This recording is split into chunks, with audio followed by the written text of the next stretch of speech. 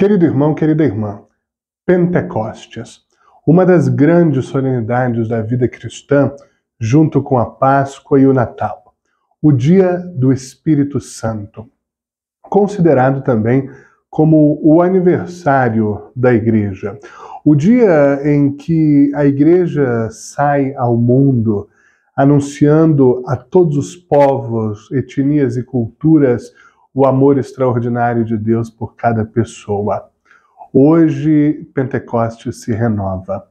E o Espírito Santo novamente é derramado sobre a humanidade, sobre os que creem, sobre os que o acolhem. O grande protagonista deste dia é o Espírito Santo. O que é o Espírito Santo? A pergunta mais correta é: quem é o Espírito Santo? O Espírito Santo é Deus mesmo. Mais ainda, o Espírito Santo é o amor na dinâmica de Deus. É o amor na Trindade. Nós rezamos no Creio que o Espírito Santo procede do Pai e do Filho. E com o Pai e o Filho é adorado e glorificado. O amor do Pai pelo Filho e do Filho pelo Pai é tão intenso, tão extraordinário, tão profundo, que se personifica e transborda dessa relação do Pai com o Filho, do Filho com o Pai, para alcançar toda a criação, feita pelo Pai, redimida pelo Filho. O Espírito Santo, então, é o amor mesmo. É a essência mais pura de Deus, Deus no seu aspecto mais essencial. Na leitura que temos dos Atos dos Apóstolos, o Pentecostes acontece, essa descida do Espírito Santo acontece justamente como que uma ventania, um vento forte, impetuoso. É muito interessante essa imagem do vento. Ninguém vê o vento, assim como ninguém pode ver Deus, mas é possível perceber claramente os efeitos do vento. A copa da árvore que balança, aquela sensação que vai passando pelo rosto, os cabelos esvoaçando, até os objetos mais leves que voam, a poeira que se levanta do solo, os efeitos do vento são facilmente perceptíveis. Assim também, os efeitos da presença de Deus, do Espírito Santo, são facilmente perceptíveis na nossa vida, na nossa história. Obviamente, nestes poucos minutos não é possível explicar Pentecostes. Hoje você vai ter uma série de oportunidades de aprofundar Pentecostes.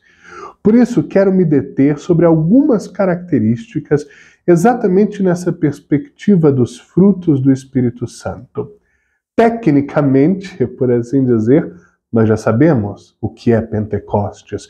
50 dias depois da Páscoa, a igreja nascente estava trancada, com medo da perseguição, e ali naquele trancamento, naquele escondimento, esse vento impetuoso surge, aparecem como que línguas de fogo, eles ficam preenchidos pelo Espírito de Deus.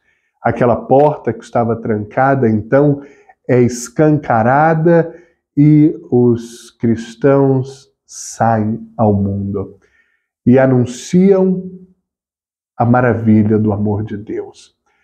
Jerusalém, uma cidade muito cosmopolita, tinha ali nas praças pessoas de diversas origens, diversos idiomas, e todos escutam na sua própria língua a pregação dos apóstolos das maravilhas de Deus.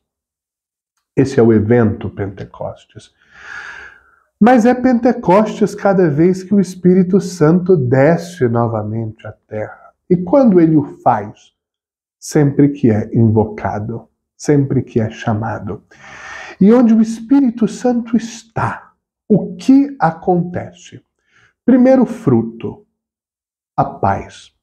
E justamente o evangelho de hoje é Jesus ressuscitado, que vem ao encontro ou reencontro dos seus, depois do horror, da tortura, da violência, da morte, e traz como sua primeira palavra: a paz esteja com vocês.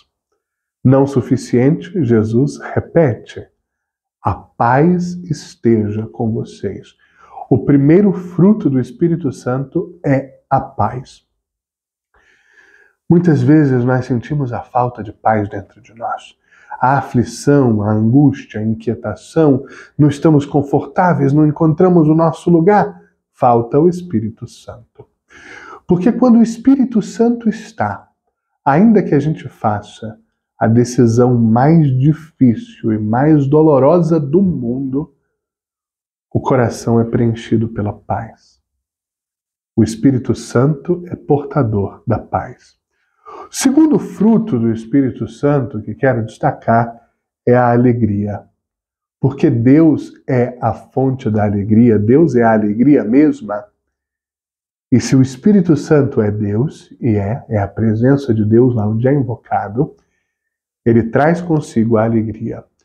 Quem vive no Espírito Santo vive na alegria, mesmo se enfrenta dores, cruzes pesadas para carregar, adversidades. Terceiro fruto do Espírito Santo que quero compartilhar é a coragem. Veja o que aconteceu no evento Pentecostes, acabamos de dizer.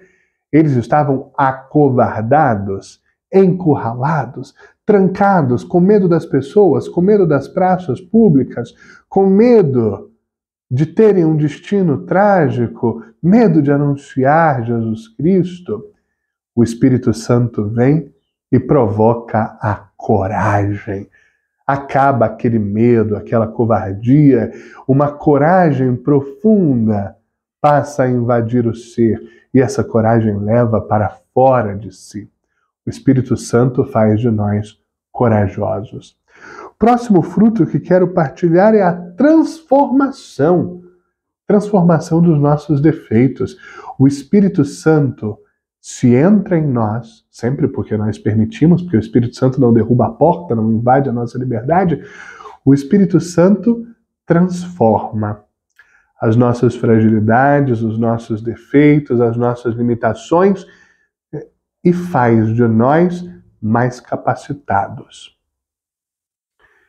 Aprimora as nossas habilidades, produz em nós a reforma daquilo que não presta em um projeto extraordinário de Deus. Próximo fruto, o perdão dos pecados. Nenhum pecado está definitivamente inscrito no coração de Deus. Nenhum pecado nos condena definitivamente, a não ser que nós não busquemos o perdão, a reparação. Pois bem, o Espírito Santo é essa presença de Deus que perdoa o pecado. Quem vive no Espírito alcança o perdão dos pecados e a pureza de alma para continuar a caminhar, já livre dos erros passados. O Espírito Santo cura, possui uma profunda ação curativa, cura aquelas feridas do coração e da alma que vão se acumulando pelas nossas amarguras, pelas nossas frustrações. O Espírito Santo traz o dom da cura, de nos sanar, de nos refazer, de nos tornar santos novamente, curados, sarados, para olhar para Deus e para o próximo. O Espírito Santo dá força. Assim como na igreja nascente havia essa fraqueza provocada pela morte de Jesus, que depois se transforma em entusiasmo na ressurreição e no Pentecostes, o Espírito Santo nos dá forças. E quantos de nós não estão hoje cansados, enfraquecidos, frustrados, amargurados? Invocar o Espírito Santo é invocar essa força nova e necessária, que nos dá um novo impulso, nos dá uma nova capacidade, uma possibilidade de recomeçar, de partir novamente na nossa estrada. O Espírito Santo impulsiona ao encontro do outro. Quem vive no Espírito não vive isolado, não vive para si, não vive no egoísmo. O Espírito Santo é o contrário do egoísmo, é o amor, é a doação de si pelo bem do outro. Porque o Espírito Santo, como começamos dizendo, é o amor. E é esse o seu grande fruto, o amor.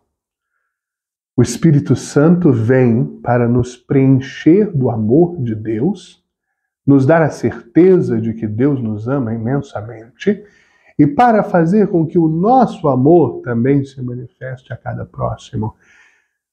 Se alguém não ama, não está no Espírito. O Espírito Santo leva a amar. E o amor vai ao encontro do outro. O que é o amor? Desejar e agir para o bem do outro. O Espírito Santo nos leva a praticar o bem a cada próximo. E o Espírito Santo leva a missão. A missão é o anúncio do amor a cada próximo, é a oferta gratuita e generosa de Deus aos que ainda não o conhecem, aos que vivem sem esperança. Pois bem, o que devemos fazer? O que este Pentecostes nos convida a fazer? Viver uma vida no Espírito Santo. Como fazê-lo? Basta chamar, basta invocar o Espírito Santo. E é muito simples, basta dizer: vem Espírito Santo. Vem Espírito Santo. O Espírito Santo gosta das palavras simples, aquelas que saem espontaneamente do coração. Tem uma frase que eu vejo por aí circulando, até nas redes sociais: o que podemos fazer juntos hoje, Espírito Santo? Ótimo, é uma bela frase, é válida. No início de cada dia, antes mesmo de abrir os olhos e começar a nossa jornada, devemos chamá-lo. Vem Espírito Santo, vive comigo este dia, vive comigo no trabalho, no estudo, na família. Habita em mim, conduz o meu pensamento, a minha vida, a minha história. Mostra-me o caminho. Ilumina aquela escuridão, aquele ponto difícil. Me ajuda a tomar a decisão, me mostra o certo, o errado.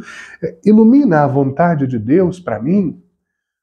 Porque o Espírito Santo é precisamente luz. O Espírito Santo é sabedoria de Deus. O Espírito Santo nos leva a compreender o coração de Deus, nos traz o coração de Deus.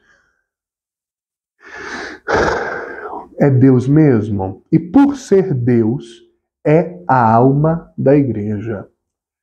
E é também a alma de cada um de nós.